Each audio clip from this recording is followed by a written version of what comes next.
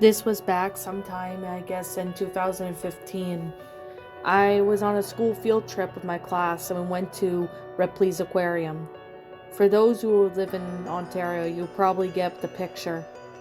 Ripley's Aquarium was a pretty big aquarium that was not far from the CN Tower. That was where my friends and I went. We were there on a field trip day, and when we got there, we ended up having lunch, and then we paired up in groups and said we can explore the aquarium whenever we want, but as long as we meet up at a certain time. Everything seemed to be going pretty well. Nothing really too out of the ordinary or anything happened, and this isn't really the type of story to make you jump out of your seat, but it's definitely one story that really freaked me out a little bit. Now we'll take it in my class. We were going through this little big tunnel with some aquarium on each side. It seemed to be pretty normal, until I looked up straight ahead to realize there was a girl. She looked no older than 8 years old, and she was staring at me. I didn't know if her parents were around, so I looked around thinking maybe her parents had to be somewhere, or maybe she was with a group. But I couldn't find her parents or anyone. Nobody even acknowledged the young girl. I walked up closer to her as she ran off. I didn't even know where she ran off to, because the moment I turned, she was gone. I ended up explaining this to a couple of my friends, and some of them even thought that maybe I was joking or something, but I know what I saw. I don't even know what this was, if this was paranormal, or was there really a lost girl. I ended up reporting this to the staff of the aquarium, and they said they would look into it. However, they didn't find any little girl in that aquarium. Even when I described what she looked like, they still couldn't find her anywhere. I don't know if this was real, or what I experienced today was completely paranormal.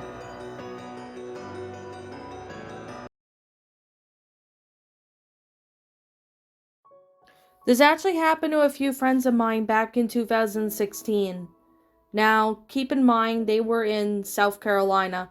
I'm not too sure where in South Carolina they were, but they were in a deserted road. To make a long story short, or we'll call him by the name Cameron.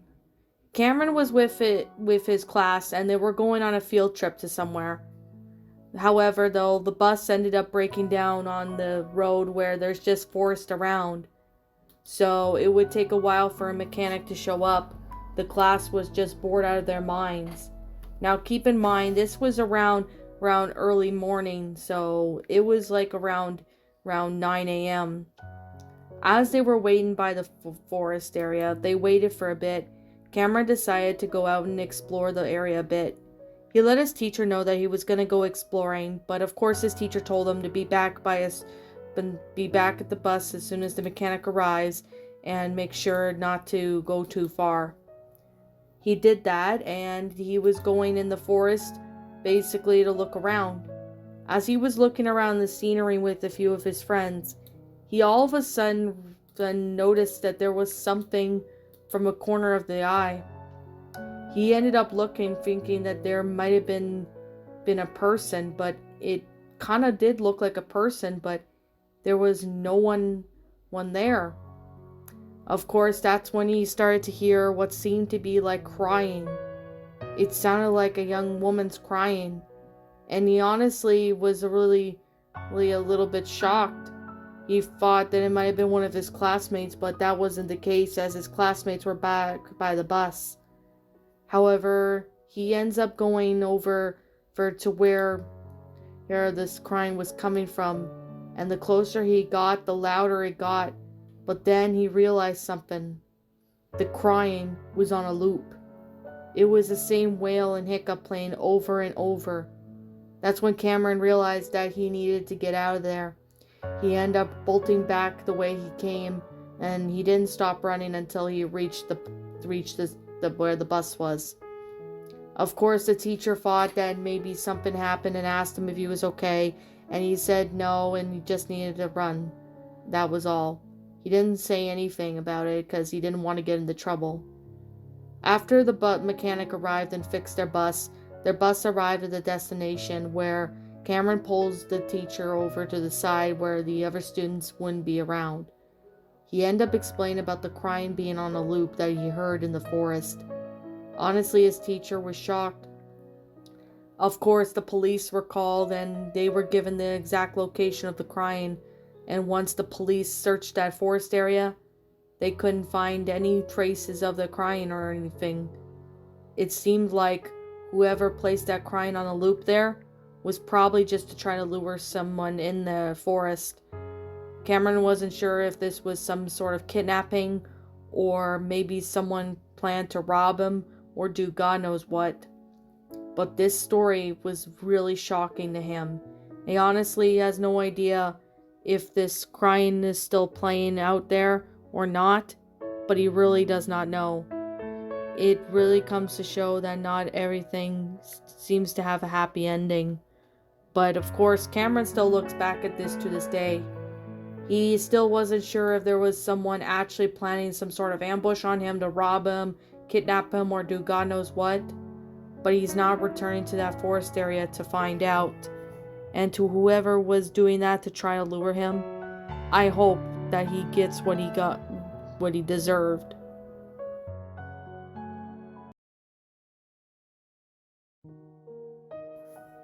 Now, this took place back in 2010 or 2011, and this actually happened to one of my classmates.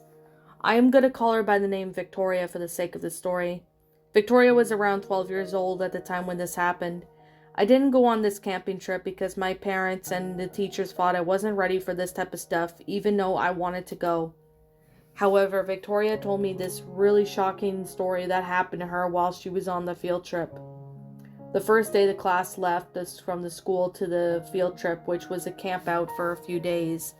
They were leaving on Wednesday and coming back on Friday. When they arrived at the campsite, that's when Victoria got to know her cabin and her roommates of her cabin and doing all kinds of camping stuff. However, it wasn't until the first night when things started to go really weird. Victoria, along with her friends, were basically telling ghost stories and stuff by the campfire when some of the classmates had went to bed. The teacher did say that they could stay up for a little longer, but to be in bed no later than 10. As they were talking in the forest, Victoria all of a sudden heard what sounded like footsteps coming from nearby the forest. At first, she thought that it could have been the counselors or maybe the teachers, but it didn't sound like the teacher's footsteps or anything. Victoria had her flashlight on and looked around the area, trying to see if she could find anyone. There was nobody nearby, which was really shocking, but of course she thought that maybe it could have been maybe just a wild animal around the area. That's when they went to bed in their cabins.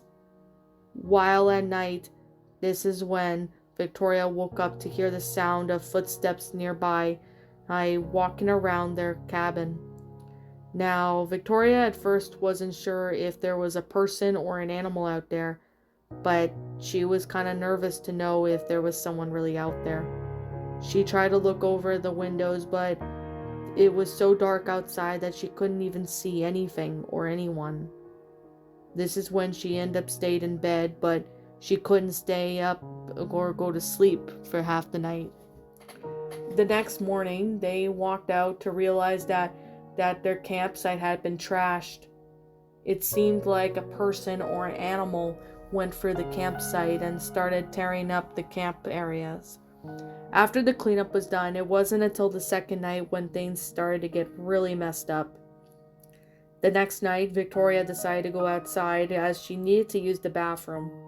When she went outside, she ended up looking to see that there was a man. He stood about maybe 15 feet away from her. He had a hoodie over his eyes, and he even looked to be about 6 feet tall. Of course, this man seemed to look at her and stare at her for quite a while. Victoria wasn't so sure if the man noticed her or not, but he then turned around and ran off in the opposite direction. She honestly tried to follow him, but she couldn't find him as he ran off into the woods at night. The following day, it was the day they were leaving. Victoria ended up explaining to teachers as well as the camp counselors that there was someone in the forest, and as she saw him wandering around. The police were called and investigation was held, but they couldn't find anybody that was disrupting the campsite. Whoever it was must have been gone, and he probably only tried to have plans on hurting any of the camp kids.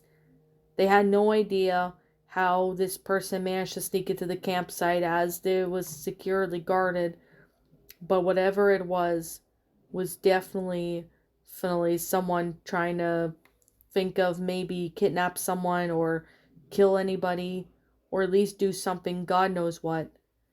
But this man was never seen again in the camp in the woods, and they never returned to that campsite ever again. Victoria still isn't sure if this man was going to plan to hurt her or rob her or whatever, but whatever his plans were honestly not good.